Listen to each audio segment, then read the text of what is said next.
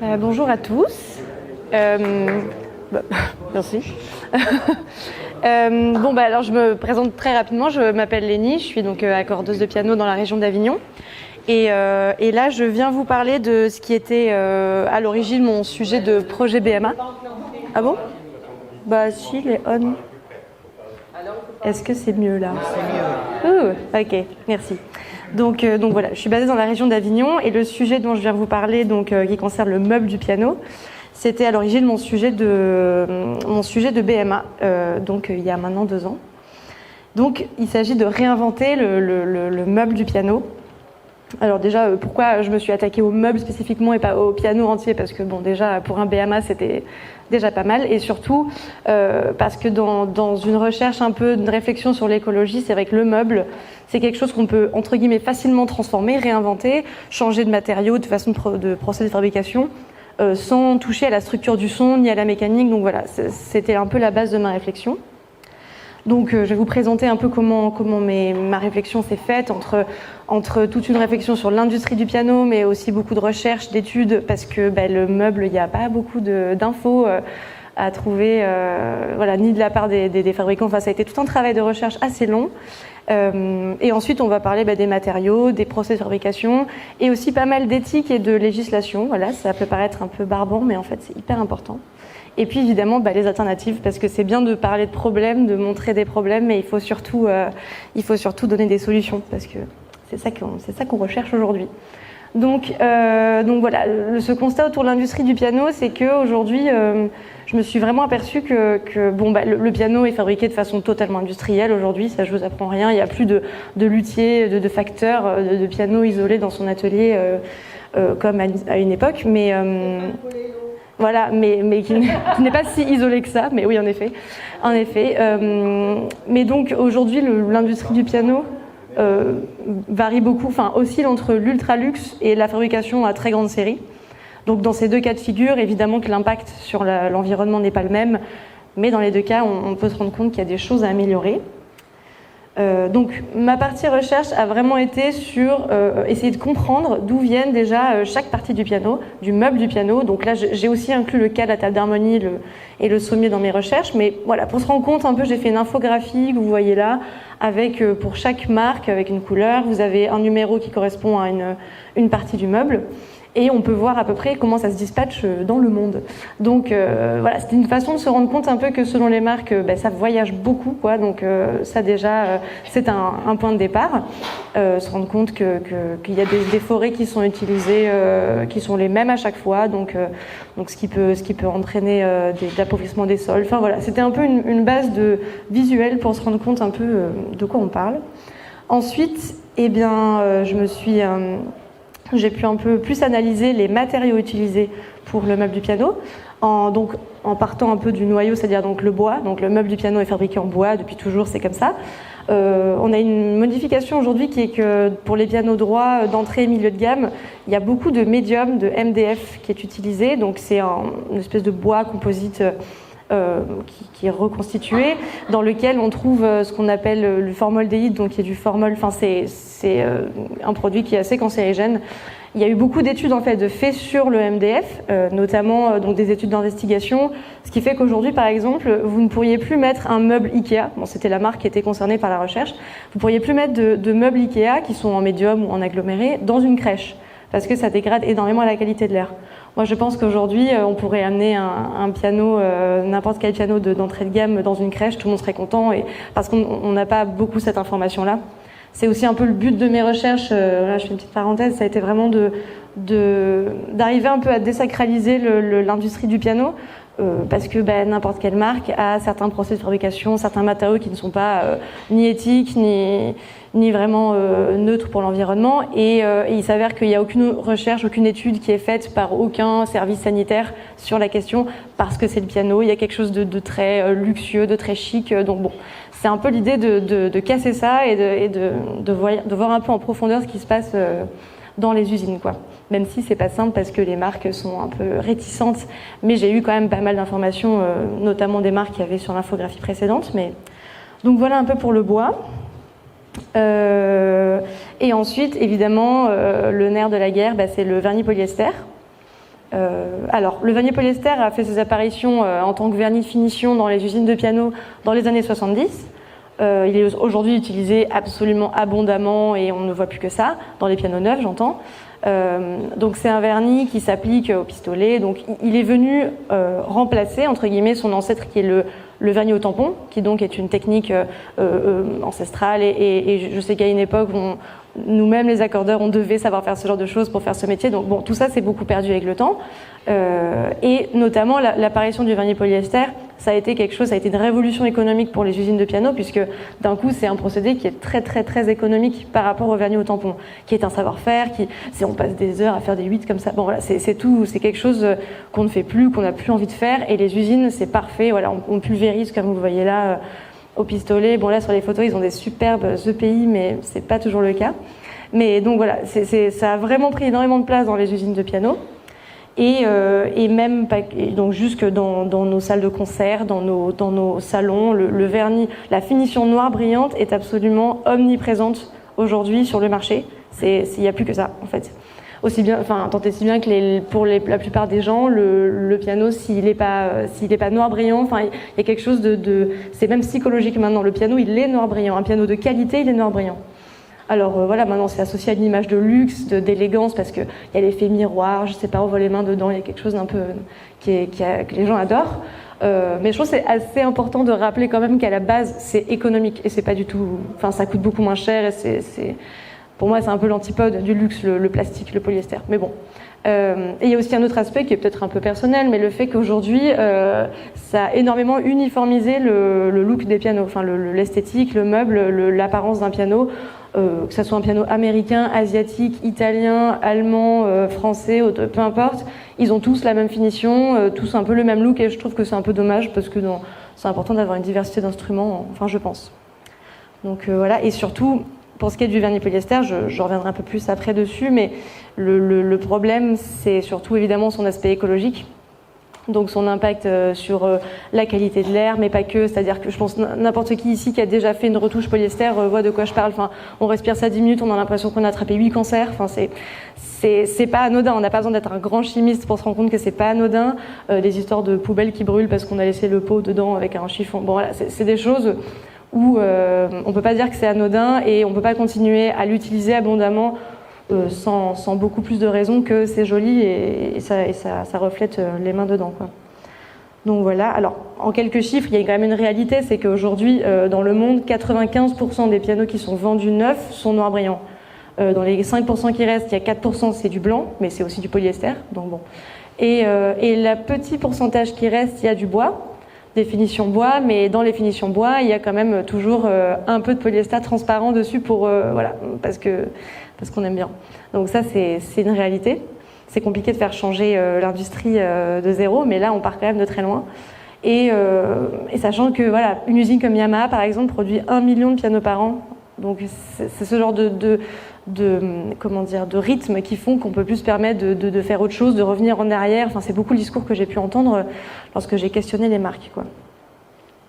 Donc c'est aussi un peu important de parler d'éthique parce que l'écologie c'est une chose, mais je trouve que c'est vraiment indissociable de l'éthique. Et donc pour parler des fournisseurs en polyester, bon il y en a qu'un, je vous le présente, c'est BASF. Donc BASF qui est le leader de la pétrochimie mondiale, Bayer, Monsanto, c'est un grand groupe, quoi. Et donc voilà, c'est toutes les marques se fournissent là-bas, vraiment toutes. Et donc je peux vous parler pendant peut-être encore une demi-heure de plus des scandales sanitaires, du glyphosate, de toutes les lois qu'ils enfreignent, de tous les gens qu'ils intoxiquent, de tous les pays qui sont dans une galère parce que ça prend beaucoup trop de place aujourd'hui. Et en fait voilà, ça reste quelque chose de d'ailleurs j'ai mis ce petit logo, je l'aime bien, ils l'ont changé, maintenant il est vert. Donc non mais ils font plein d'efforts. Donc bon, ça fait partie des choses où en tant que marque, typiquement une marque de luxe, je vais pas en citer, mais bon, des pianos qui valent des centaines de milliers d'euros, est-ce qu'on peut encore se permettre aujourd'hui d'avoir comme un des principaux fournisseurs et le principal fournisseur de vernis polyester un partenaire comme BASF? Moi je pense que c'est le genre de choses qu'il faut revoir vraiment urgemment, quoi. Donc parce que il y a une question assez intéressante. Je vais parler un peu de législation rapidement, mais parce que ça fait un peu partie du problème.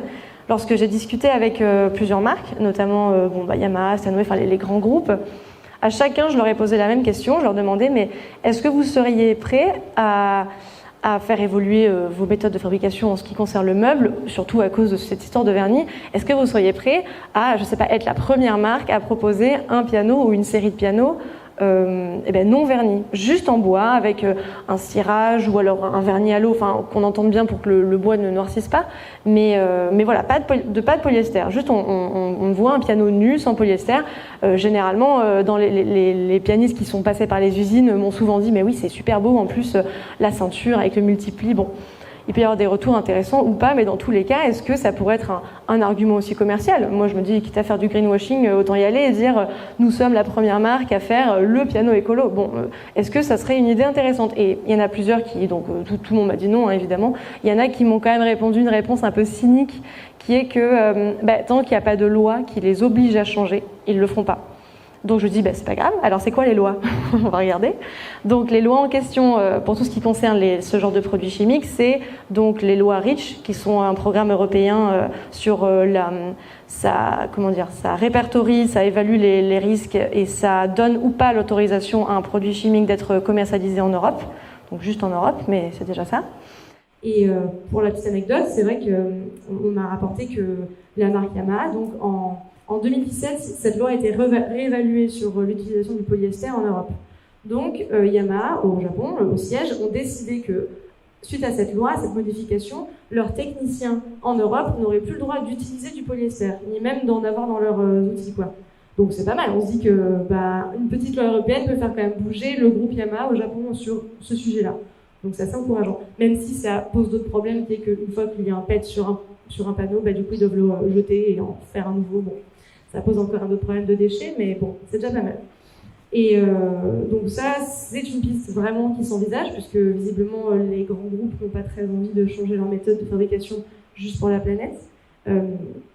Et je vous ai mis à côté une petite infographie que j'aime bien, parce que ça montre un peu aussi à quel point on veut changer des choses dans les lois, mais bon, est-ce que parfois la loi est toujours de notre côté? Parce que donc, le polyester fait partie de cette famille de produits chimiques qu'on appelle les POP, c'est des produits organiques persistants. Mais ils donnent des petits noms un peu rigolos comme ça, juste un produit qui détruit l'écosystème. Donc bon, c'est toujours un peu compliqué parce qu'on imagine bien la place qu'un groupe comme BASF peut avoir au Parlement européen.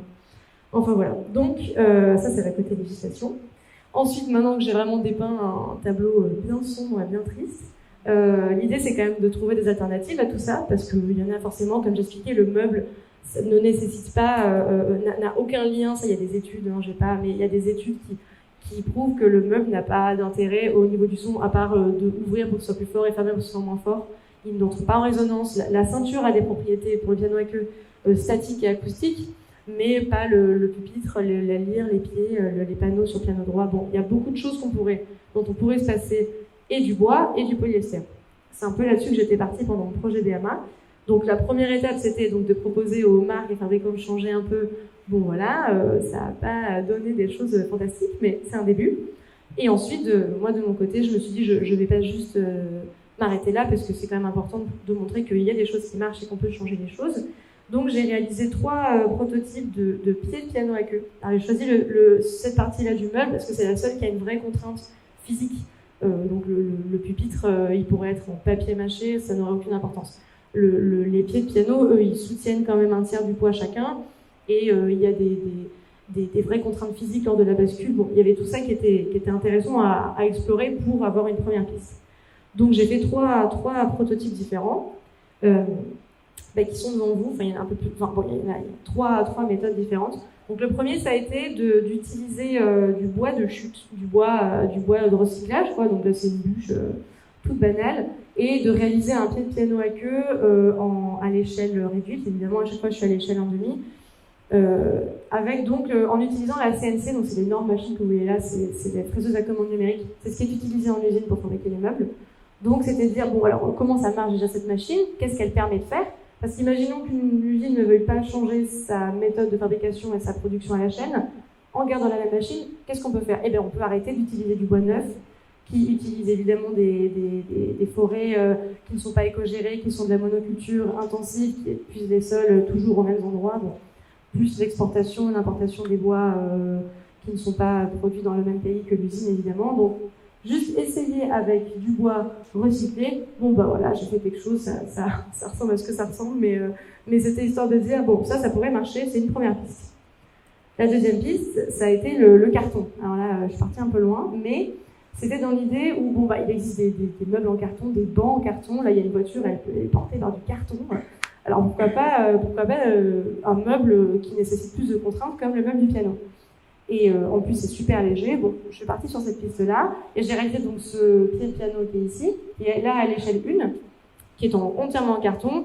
Vous voyez sur ce petit prototype-là, un peu, vous pouvez regarder de plus près, mais à l'intérieur c'est alvéolé, c'est en découpage avec en triangulation, c'est ça qui fait que le carton est très résistant. C'est comment on l'assemble, mais ça c'est comme pour beaucoup de choses.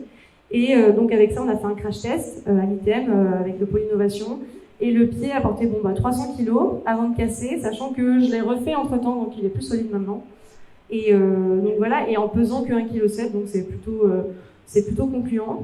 Ça ne veut pas dire que le piano du futur doit être en carton, ça c'est sûr, mais c'est une piste de plus à explorer parce que le carton c'est le matériau recyclable à l'infini par définition, donc voilà. Et le dernier prototype, là je me suis essayée à l'impression 3D puisque c'est quelque chose dont on parlait pas mal en facture instrumentale, dans les innovations, en se disant qu'on peut imprimer plein de types de matériaux, pas que du plastique de pétrole, quoi. Là, en l'occurrence, c'est du PLA, donc c'est du fécule de maïs, mais il y a aussi tous des trucs en fibre de lin, en algues. Enfin, il y a beaucoup de choses en chanvre qui sont possibles, et les caractéristiques sont sensiblement les mêmes. Sachant que là, pour moi, le but, ça a été de prouver qu'on s'en fiche qu'un matériau, que le pied du piano, en l'occurrence, ou que le piano, on s'en fiche que ça soit plein, que le matériau soit plein. Ce qu'il faut, c'est travailler une géométrie qui soit résistante aux contraintes en question. Donc là, c'était quasiment de la physique mécanique, mais bon, c'était très intéressant aussi. Donc j'ai fait ces deux prototypes qui sont là, qui sont un en forme gyroïde et un en alvéolé, qui sont deux formes très résistantes pour les questions dont on avait besoin. Et là aussi, le crash test était encore plus... donc là, c'est pareil, échelle réduite. Là, le crash test, le premier a pu porter en taille réelle 520 kg et le deuxième 800 kg. Donc on est largement... disons que mon prototype fonctionne en termes de problèmes mécaniques. Ça, c'est bon. Après, voilà, la question est toujours est-ce que ça va intéresser ou pas, et le but, encore une fois, de ces prototypes, c'est pour ça que je m'y attarde pas plus, c'était vraiment de prouver moi j'ai essayé des trucs, voilà, de prouver qu'on pouvait faire d'autres choses, et si moi, en BMA, toute seule, avec un Fab Lab, j'avais pu arriver à faire quelque chose, je pense que n'importe quelle usine avec de la recherche et développement, des ingénieurs, comme ils ont tous, peut arriver à trouver quelque chose de 100 fois plus concluant que ce que j'ai fait. Mais donc, ça montre bien qu'une autre façon de faire est possible. Et voilà, et que c'est important, quoi. Donc, merci de votre attention. Et j'ai des questions.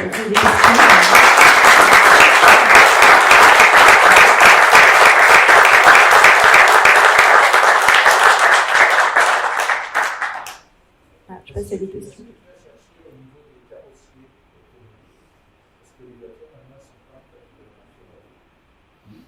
Alors, j'en ai entendu parler de ça, et Feuille Riche, je suis des marques, mais Feuille Riche, soi-disant, ont ça. Alors, je n'ai jamais réussi à en savoir plus. Je pense que c'est très compliqué. En fait, oui, voilà, un peu mat, là. Ouais. Chez Feuille Riche, justement, même la cantine chez eux, c'est une cantine bio, pas de viande, etc. Enfin, c'est vraiment dans l'esprit. Mais en fait, c'est dans l'esprit, il y a plein de choses qui dans le discours, vont super bien. Oui. C'est ça. Et il y a plein de choses qui, dans le discours, vont super bien. Et moi, j'ai quand même posé vraiment des questions. Enfin, j'ai contacté... j'étais en contact avec eux pas mal. Et à chaque fois que j'allais plus loin dans mes questions, je n'avais jamais de réponse. Par exemple, ils me parlaient du fait ils me parlaient de récupération des déchets de peinture, qu'ils le faisaient beaucoup. Je disais, mais c'est super, mais c'est quoi votre procédé? Jamais de réponse. Donc, j'ai envie de croire à tout ça. Et en effet, s'il y a des vernis qui sont plus naturels, mais il y a des vernis à l'eau qui existent, des vernis, même avec des espèces de teintures pour avoir des couleurs, on peut faire plein de choses.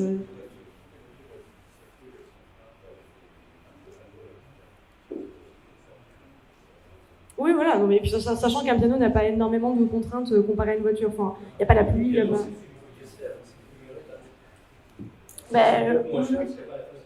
oui, voilà. Mais c'est la même base, quoi. Et c'est la même base de catalyseur. Ouais. Donc, voilà. Bah, s'il n'y a pas plus de questions, je vais laisser peut-être les prototypes si vous voulez les regarder un peu. Ouais. Est-ce que, parce que du coup, c'est intéressant, il y a, effectivement, on a le constat quand même que le polyester pollue énormément. Et si on veut qu'il y ait des choses qui bougent, parce que, comme tu disais, s'ils n'ont pas de loi, ces entreprises-là, il ne se passera rien en fait. Donc, est-ce que, je ne sais pas s'il y a plusieurs techniciens en France ou en Europe qui seraient allés, je veux dire, là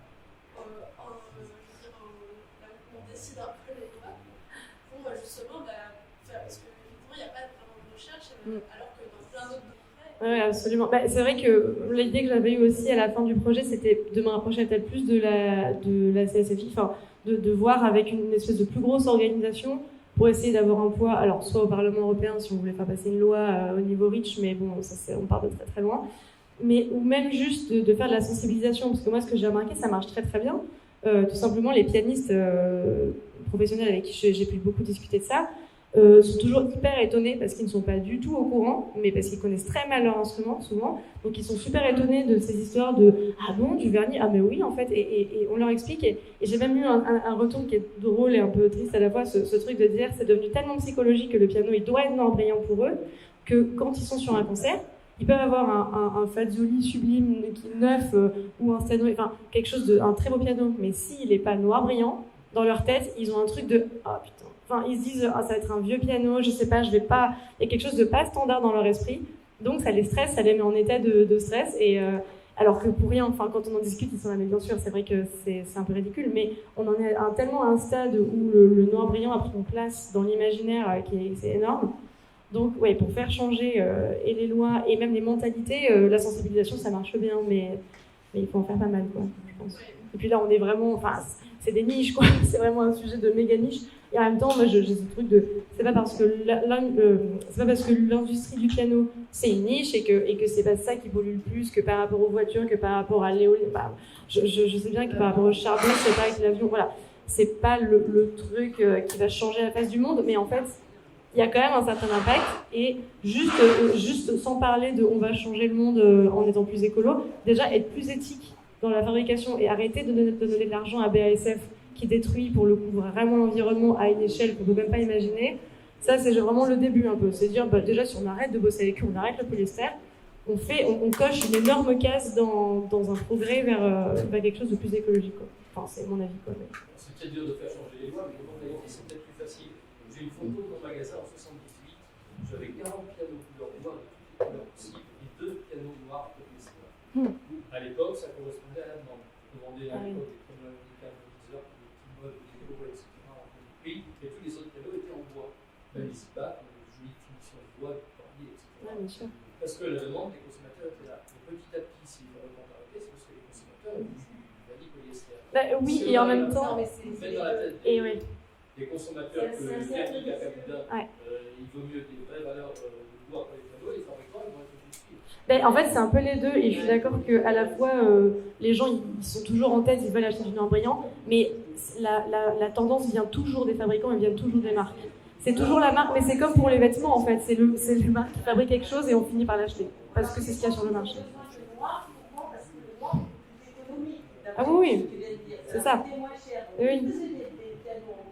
Est arrivé le polyester, ils se sont dit on va mettre dans la tête des consommateurs que c'est chic. C'est chic, ça fait comme si tu avais un souvenir, parce que comme ça ils vont vendre le même prix des pianos qui leur ont coûté moins cher. Voilà, c'est toujours une question d'argent. Ça c'est le problème, justement, BASF, n'imagine pas le lobby. Là c'est ça. Ils commencent à t'attaquer à eux, ils vont te tuer. Non mais c'est sûr que c'est pour ça qu'au niveau des lois, non mais au niveau des lois c'est très compliqué. Il faut trouver, moi je dis il faut faire un lobby.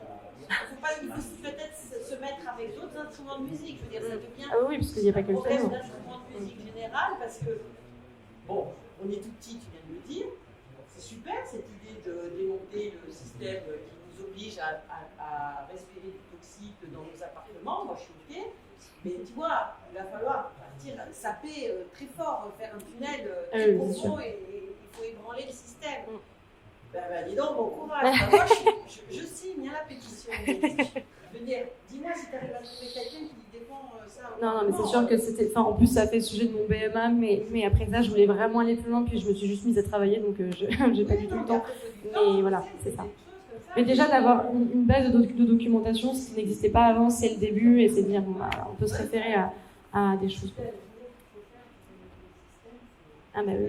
Mais ça aussi, je voulais vraiment remercier et féliciter les filles qui organisent un peu cette journée autour vraiment de l'écologie, parce que, en tout cas, pour ma part, je n'avais pas forcément prévu de venir à ce congrès, je ne travaille pas du tout ici, moi je suis super loin, et au final, je me déplace quand même parce que c'est trop important en fait. Enfin, c'est juste que, c'est pas juste, bon, allez, je le fais, mais c'est trop important, donc on se bouge, et c'est trop bien qu'elle nous donne la possibilité d'en parler, et qu'on soit tous là vraiment pour écouter ça, bravo, quoi, vraiment, c'est trop bien. Merci.